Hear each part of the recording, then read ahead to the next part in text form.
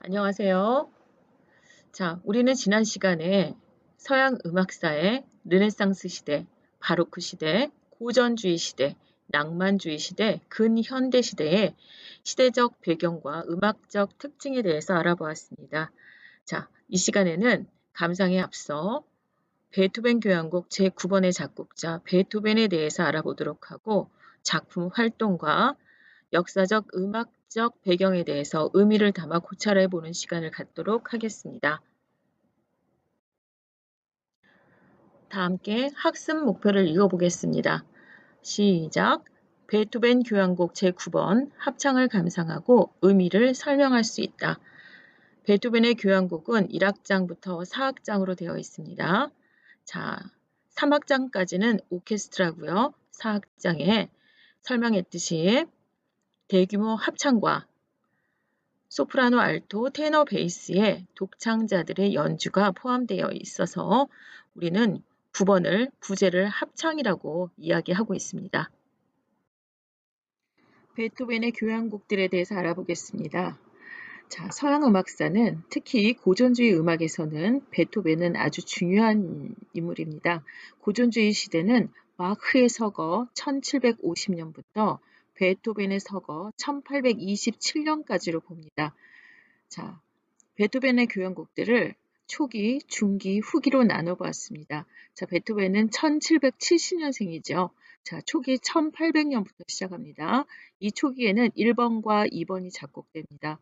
자, 중기 3번부터 8번이 작곡되고 후기 제9번이 작곡됩니다. 자, 중기 제일 마지막에 보시면은 8번 교향곡 이후로 12년간의 공백이 있습니다. 자, 이 시기에는 작곡은 했지만 다른 곡들도 이렇게 많이 쓰지 못했던 시기입니다. 여러 가지 이유가 있었는데요. 일단 베토벤의 귀가 굉장히 악화되었습니다. 자, 음악적으로도 그래서 많이 달라집니다. 그래서 좀 더 내려놓은 작품을 쓰게 되고 교향곡으로는 마지막으로 딱 하나 9번 교향곡을 남기며 후기 1824년 완성한 이후에 3년 후에 서거하게 됩니다. 베토벤 교향곡 제9번의 작곡 경과를 같이 보겠습니다. 베토벤은 1770년생입니다. 자, 1785년 굉장히 소년 시절이죠. 실러의 환희의 송가에 가사를 붙이고 성악곡으로 초고를 완성합니다. 자, 이렇게 시간이 지남에 따라서 하나하나가 이어져서 제9번 합창 교향곡이 탄생하게 됩니다. 자, 1785년 소년 시절에 이영 가사를 붙여서 초고를 완성한 것을 자, 베토벤 교향곡의 시작이라고 보는 사람도 있고 1812년 22살에 실러의 서곡을 구상한 것을 자, 시작이라고 보는 사람도 있지만 자, 여러 가지 측면이 있지만 자, 베토벤의 교향곡은 굉장히 작품 후기라고 말씀을 드렸죠. 자, 그러나 이런 말년에 온화함보다는 굉장히 논리적입니다. 자, 슐러의 시에 환희의 송가에 붙여서 독창과 합창을 만들었죠. 자, 그런데 이 가사뿐만이 아니라 자신이 전달하고 주장하고자 하는 메시지가 있었습니다. 자, 그래서 앞부분에 자신이 전달하고자 하는 메시지를 첨가시켰습니다. 자, 베토벤의 성악과 기악이 집약된 훌륭한 작품이라고 할 수 있습니다. 자, 우리는 이 교향곡을 합창 교향곡이라고 하지만 원 제목은 잘 들어보세요. 실러의 환희의 송가에 의한 독창과 합창이 피날레에 들어있는 대교향곡이라고 합니다. 네, 베토벤 교향곡 제9번의 작품의 의미에 대해서 한번 보겠습니다. 선생님이 이번 차시를 준비하면서 가장 중요하게 생각하는 부분입니다. 첫 번째로 클래식 역사상 가장 위대한 작품이기에 이 작품이 의미가 있다고 생각합니다. 자, 이 곡은 음악적 구성과 이 곡만이 갖는 독창성, 작품성뿐만이 아니라 후세 음악가들에게도 크나큰 영향을 주고 있습니다. 이 곡의 작곡 기간이 베토벤 작품 중에서 가장 길게 소요되었습니다. 그 기간이 베토벤 전체 생애의 절반이 넘습니다. 자, 이전 슬라이드에서 선생님이 설명했듯이 베토벤은 1785년 15살 때, 자, 슐러의 시에 성악곡을 붙였죠. 1812년 22살 때, 실러의 환희의 송가를 읽고 작곡을 결심합니다. 자, 베토벤이 실제로 이 곡을 구상하기까지는 6년이 더 걸립니다. 그리고 19년 후에 작곡을 정식으로 의뢰받는데요. 베토벤은 드디어 작곡에 매진을 하고 결국 7년 후에 이 곡을 완성합니다. 자, 즉 작곡을 마음 먹은 때부터 완성 때까지 32년이 걸린 셈이죠. 자, 심지어 그 사이에 베토벤은 교향곡 8번을 작곡하였는데요. 8번을 작곡한 이후로도 무려 12년이 더 걸립니다.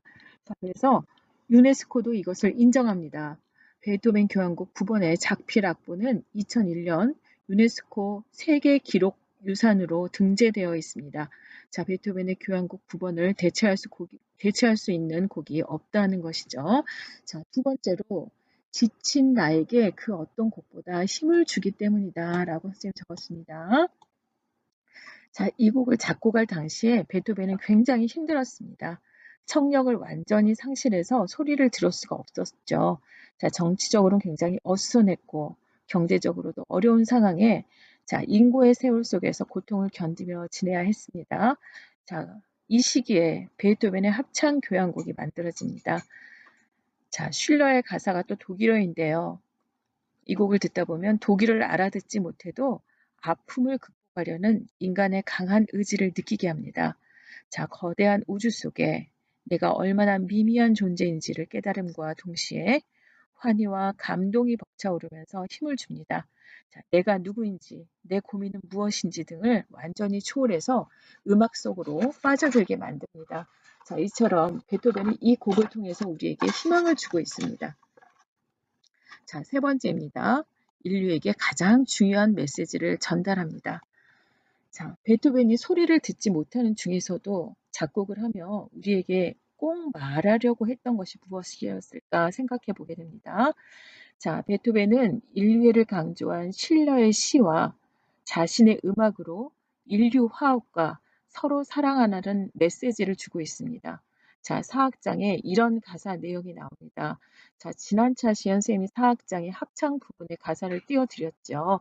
자, 생각하면서 들어보시기 바랍니다. 수백만의 형제여 서로 껴안으라 전 세계의 입맞춤을 받으라 형제여 그대들의 길을 달려가라 영웅이 환희의 찬채로 승리의 길을 달리듯 자 이런 가사를 기억해 봅니다. 자 가사에서 보여지듯 보편타당한 진리와 평등 그리고 형제애 뿐만 아니라 내가 살아가는 의미와 나의 소중한 것을 깨달으며 다른 이에게도 삶과 생각도 소중한 것임을 자연스럽게 알려주고 있습니다. 정리하겠습니다. 베토벤의 마지막 교향곡 합창은 자, 교향곡의 1악장부터 4악장 중에 4악장에 성악곡을 도입한 독특한 형식의 1824년 초연되었습니다. 자, 이 곡에서 전하는 메시지는 평화와 인류애 같은 보편적인 가치가 담긴 이 곡이 지금도 전 세계에서 아주 자주 연주되는 음악입니다. 자, 해를 마무리하거나 새해 해를 맞거나 할 때 이 곡이 많이 연주되고 있습니다. 자, 선생님이 이번 슬라이드의 제목을 진정한 예술가의 시대를 열었던 베토벤이라고 적었습니다. 자, 이 베토벤의 시대의 앞과 뒤를 설명을 하면 베토벤은 고전주의와 낭만주의를 지나가는 그런 작곡가였죠. 자, 고전주의 앞은 바로크 시대입니다. 자, 바로크 시대, 고전주의 시대, 낭만주의 시대. 자, 서양 음악사는 이렇게 이어집니다. 자, 고전주의 시대에는 기본적으로 이제 18세기 중반부터 19세기 초반까지로 봅니다. 바로크 시대의 음악은 귀족주의, 왕족주의 음악이었습니다. 일반적으로 귀족들은 배운 사람이었고 어릴 때부터 음악을 알고 악기도 다룰 줄 알았습니다. 자, 그러나 일반인에게는 굉장히 음악이 어려웠겠죠. 자, 그런데 18세기 중반을 지나면서 점점 이제 프랑스 대혁명도 가까워오고 1789년 이후에 바뀌게 됩니다. 자, 그리고 공연 문화도 생기고 극장도 만들어지면서 누구나 이해할 수 있는 음악으로 바뀌는 시대입니다. 그러나 음악가들은 아직 전환기의 시대였기 때문에 프리랜서로 돈을 벌어서 먹고 살기가 아직 시장이 넓지 않았습니다. 자, 그런데 베토벤 시대로 가면서 이게 가능해졌습니다. 베토벤은 1770년생이고 18세기와 19세기 전환기를 살았지 않습니까? 자, 그래서 19세기가 딱 넘어가면서 천재적인 영감을 받은 사람이라는 인식이 생겨나고 예술가, 아티스트라는 천재적인 예술가라는 개념이 19세기를 넘어가면서 베토벤의 시대에 정립되었습니다. 자, 베토벤의 어린 시절에 이런 풍부한 경험이 자, 예술가의 시대를 열었던 베토벤이라고 할 수 있는데 자, 베토벤은 고향 본에서 어린 시절을 보냈죠. 자, 네페에게 발탁이 되어서 만 11살에 궁정 오케스트라로 들어가면서 자, 경험을 쌓았습니다. 경험이라는 것은 현장에서 갖가지 경험을 쌓아서 실물을 익혔던 것이죠. 오케스트라 현장에서 직접 부딪히고 악보도 처음 보는 것이었기 때문에 계속 연습을 하지 않으면 안 됐을 것이라고 봅니다. 그리고 베토벤은 자신만의 스타일이 있었습니다. 자, 전 시대, 그러니까 모차르트의 영롱한 그런 고전적인 스타일이 아니라 오르간을 닮은 서정적이면서 굉장히 열정적인 자신만의 연주 스타일이 있었다고 합니다. 자, 그런데 바로 그게 최상류층 귀족들을 사로잡았습니다. 자, 그래서 귀족들의 후원을 많이 받았겠죠. 자, 본의 귀족이었던 발투시타인 백작이 비인으로 갈 수 있게 도와주었습니다. 자, 성공의 디딤돌이 되었겠죠.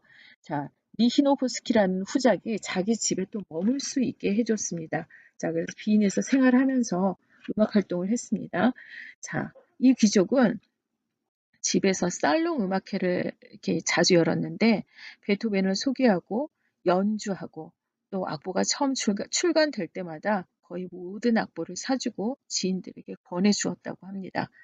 자, 그래서 자, 이런 세 가지를 볼 때, 자, 베토벤은 시대와 다른 강렬한 음악을 받아들일 수 있는 귀족들의 높은 수준의 음악에 대한 욕구를 충족시켜 주었다고 봅니다. 자, 그래서 이런 베토벤의 활동이 자, 시대를 넘어 고전주의에서 낭만주의 음악을 도래할 수 있는 크나큰 문을 열었다고 보는 관점이 있습니다. 자, 수고하셨습니다. 자, 이로써 감상 베토벤 교향곡 자, 1악장부터 4악장까지 합창의 의미까지 3차 시에 걸쳐서 수업하셨습니다. 수고하셨습니다.